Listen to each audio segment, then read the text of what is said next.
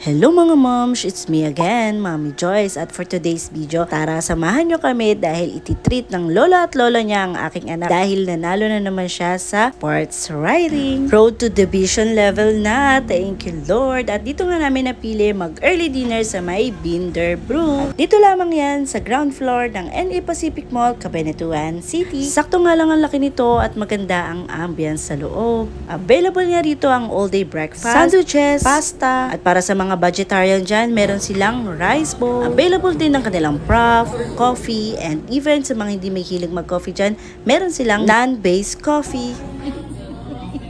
Tumingin sa sila.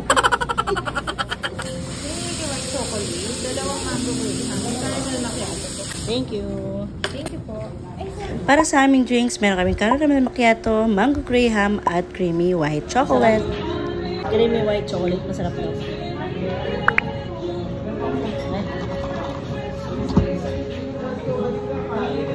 Caramel macchiato. Ate, ayaw niyo po nito? Ito na lang nila. Caramel macchiato.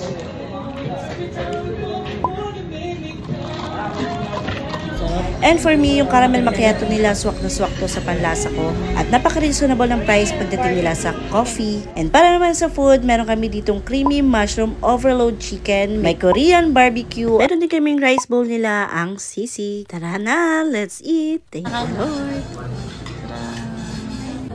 Yummy. Chicken, ito yung chicken pop. Chicken pop. Eat. Sarap pa na kaya? Ay, walang egg yun sa'yo. Meron. Dalawa yung egg ito. Okay na yan. Diyan na. Ate, ito lang ako. Ay, nakain mo. Sarap yung ano. Natikman mo ito. Sarap. Yummy.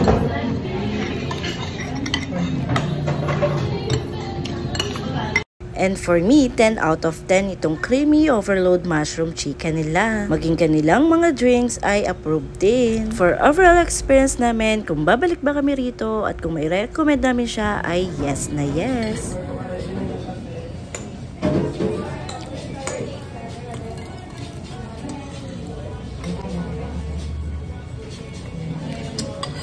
Nami, ito na istro mo.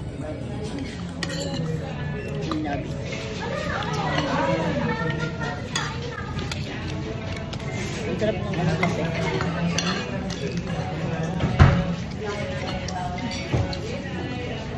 At after nga namin kumain ay naglibot-libot lang kami at may mga nabili rin kami ng ibang re-regalo namin for Christmas. At nagkaroon ng bagong bola ang aking anak. Bago dumiretsyong umuwi ay dumaan muna kami rito sa may Santa Rosa para mag-picture. So yun lang mga moms, I hope you like this video. Thank you for watching. Congratulations once again, anak.